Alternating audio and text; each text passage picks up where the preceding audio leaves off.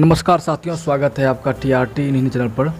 जैसा कि मित्रों, मैंने एक वीडियो पहले बनाया था कि बिहार में आप ऑनलाइन कैसे घर बैठे आवासीय, जाति या आय प्रमाण पत्र बना सकते हैं।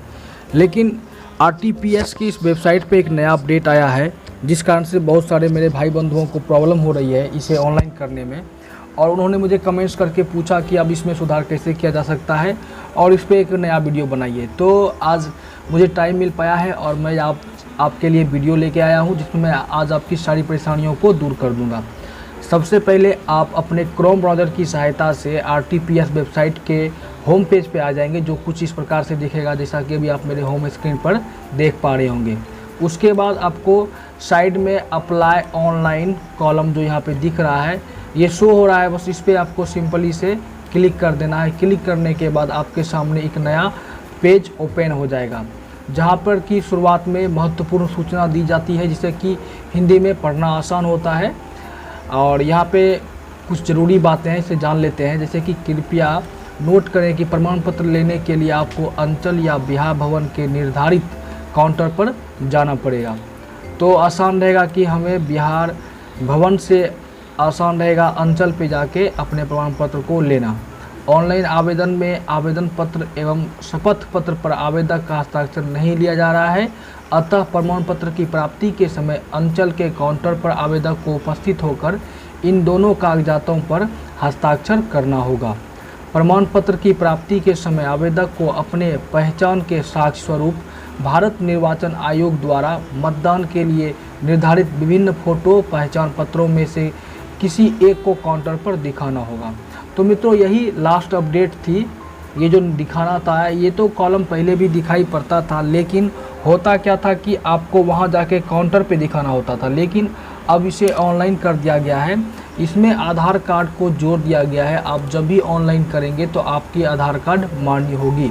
और यहाँ पे देखिए, यहाँ पे दिया गया है, ये जो दिनांक दिया गया है 1/12/2011 को प्रातः 10 बजे से ऑनलाइन आवेदन मान्य होगा। यानी कि आप सुबह के 10 बजे से आवेदन कर सकते हैं। शाम के चाहता हूँ, यहाँ पे मैं सहमत हूँ, आई एग्री पर सिंपली से आपको क्लिक कर देना है।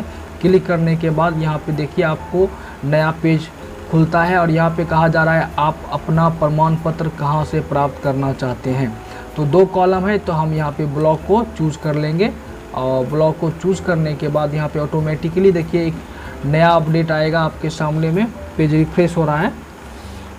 तो यहाँ पे आपको कुछ ज़रूरी बातें भरनी होती है। वैसे आप अपना जो मोबाइल नंबर डालेंगे उसे ध्यान में रखना है आपको। उस मोबाइल नंबर पे OTP आता है और OTP में बहुत सारे बंधुओं को प्रॉब्लम हो रही है। तो आप ये बात करें कि कभी कभार RTPS का सर्वर व्यस्त रहता है। यही कुछ नया अपडेट था जिसके कारण से सर्वर को व्यस्त कर दिया गया था। अब OTP आसानी से चला आता है। सबसे पहले यहाँ पे आपको अपना आधार कार्ड संख्या डालना है। जो भी नाम से आप अप्लाई कर रहे हैं, जाति, आय या आवासीय, उनका आधार कार्ड संख्या आपको यहाँ पे डालना है। तो चलिए मैं यहाँ पे अपना आधार कार्ड संख्या डाल देता हूँ।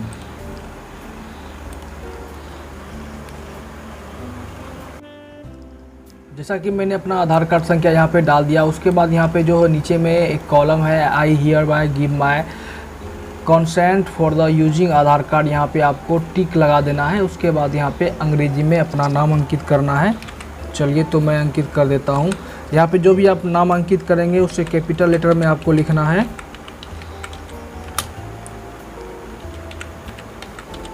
उसके बाद यहाँ पे नीचे में आपको वही नाम हिंदी में लिखना है।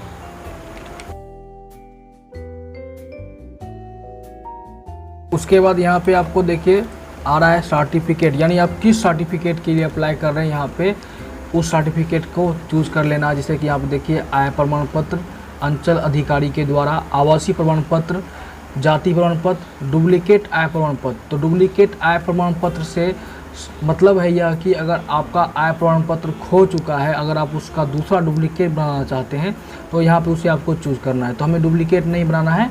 अब जैसे कि आवासीय के लिए अप्लाई करना है, तो आवासीय को ऐसे मैंने चूज़ कर लिया। उसके बाद यहाँ पे आप सिंपली से अपना मोबाइल नंबर डाल देंगे, जैसा कि मैंने अपना मोबाइल नंबर यहाँ पे डाल दिया। उसके बाद यहाँ पे आपको नेक्स्ट का ऑप्शन आता है, यहाँ पे आपको नेक्स्ट के ऑप्शन पे सिंपली से क्लिक कर देना है। अब देखिए यहाँ पे inter OTP for Aadhaar number, तो ये जो कॉलम आ रहा है मित्रों, यहाँ पे आ रहा है inter OTP for Aadhaar number. तो आधार नंबर के लिए OTP वैसे उस नंबर पे जाएगा जो नंबर की आधार से कनेक्टेड होगा। तो आपको वो नंबर यहाँ पे डाल देना है। उसके बाद सिंपली से आपको inter OTP for Aadhaar number में जो OTP आपके मोबाइल नंबर पे आएगा उसे यहाँ पे डाल देना है और वेरीफाई कोड पे क्लिक कर देना है। आपके सामने एक नया पेज ओपन होगा जिसमें आपको अपने बारे में फुल इन्फॉर्मेशन भर देना है और अप्लाई कर देना है। फिर जाके आपका आवासीय ऑनलाइन अप्लाई हो जाएगा।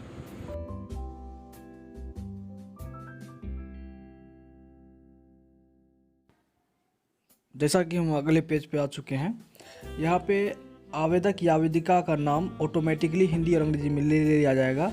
उसके बाद आपको अपने पिता या पति का नाम भरना है। जैसे कि यहाँ ब्रैकेट में हिंदी लिखा हुआ है तो यहाँ पे हिंदी में भरेंगे, और उसके नीचे में अंग्रेजी में लिखा हुआ है फादर्स हस्बैंड्स नेम, ब्रैकेट में इंग्लिश, यानी कि आपको अंग्रेजी में यहाँ पे अपने पिताजी या अपने हस्बैंड का नाम लिख देना है। उसके बाद आपको अपना लिंग चूज करना है। यहाँ पे देखिए पुरुष या महिला 2 ऑप्शन आते हैं, आप जो भी बिलोंग्स करते हैं उससे चूज कर लेंगे। फिर आपका मोबाइल नंबर ऑटोमेटिकली ले लेगा। उसके बाद आपको अपना प्रमंडल चूज करना है, अपने प्रमंडल के बारे में जान लेना आपको ज़रूरी है। उसके बाद उसके नीचे आपको जिला का ऑप्शन आता है, आप उस पर क्लिक करेंगे और फिर अपने ज़िला को सिलेक्ट करेंगे।